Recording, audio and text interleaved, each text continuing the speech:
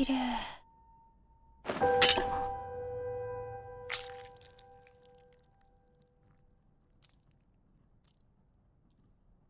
あ、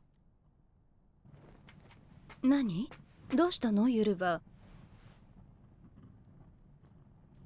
剣が欲しいか、トルフィン。剣は人を殺す道具だ。お前はこれで誰を殺すつもりなんだ？敵。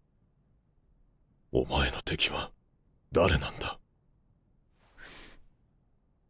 ハーフ団とか。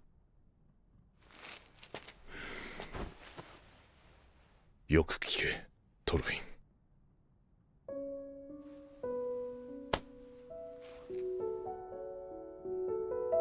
お前に敵などいない。誰にも敵などいないんだ。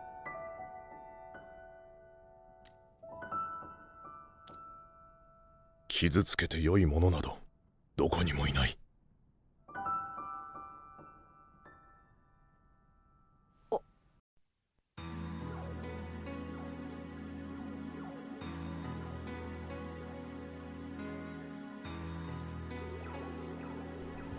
A manifested display of trust, honor, Norse Viking mythology, amazing action scenes, and most importantly to me, a self-reflective diary filled with deep introspection and self-observation. Vinland Saga Season 1, created by Makoto Yukimura and Shihei Yobuta, is one of the most self-impactful anime I've watched in quite some time. The story takes place in the Nordic Viking time period, where a lot of war and cultural shifts were taking place. I'm a person that read the manga first, but from the very beginning of the anime, I knew that the creators were onto something very special. Vinland Saga's display of intensely creative, unorthodox, stylistic, and vicious action scenes, mixed with a killer musical score, is a constant treat for me to see in its animated form, and if you've ever read the manga, you can tell that the directors tried to capture the same level of thrill and even surpass it in some areas. Okay, cool, so a crazy action series with decent animation, a killer art direction, Vikings, blood, gore, and cool fight scenes. Why feel charged to analyze it? First, we're going to one of the main characters' Thors. Imagine living your whole life in violence. Imagine the feeling of taking a life over and over and over again as a sense of duty and culture in the warring times that you're living in. Now imagine changing. Imagine changing drastically. Imagine having a child and a family and choosing to leave that type of lifestyle for good. Imagine choosing to instill those same epiphanies that you came across after living such a violent life into your offspring and family in an effort to make sure that they don't grow into that same destructive path. Now imagine losing it all. Imagine the destructive nature of this world we live in, attempting to break everything that you held dear and close to your heart. One of the main themes in the entirety of Vinland Saga is the duality of the world we live in and the constant battle between love and separation consciousness. There's a powerful statement said by Thors in the anime and manga that has struck me to this very day. A true warrior needs no blade. That statement reverberates in my spirit from my own trials and observations on how to really make positive changes in this world without being a part of the problem. You ever notice how hard it is to get people to listen or change when you're demanding, demeaning, or forcing? You ever notice how hate creates more hate because hurt people hurt people?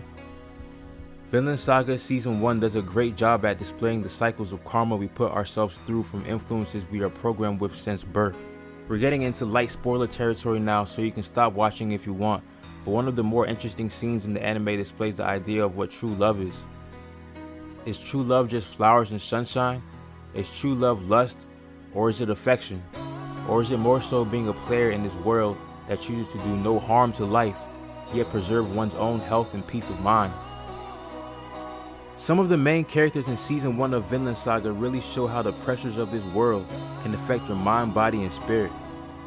Canute, for an example, was a spoiled royal king with a good heart that only got a glimpse of what true love was after losing one of his mentors. And losing the one person that showed him love and affection, you see the hole in his heart develop, thus creating a shift within his spirit. I thought this was a very interesting scene due to my own experiences trying to find the right value, truth, and purpose in my life. I saw that from birth, we were taught to seek outside of ourselves.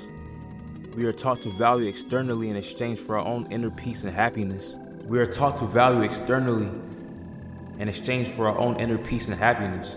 The programming we grow up with since birth detaches us from the possibility of loving ourselves and being at peace eternally, right here and right now. True love is more so unconditional.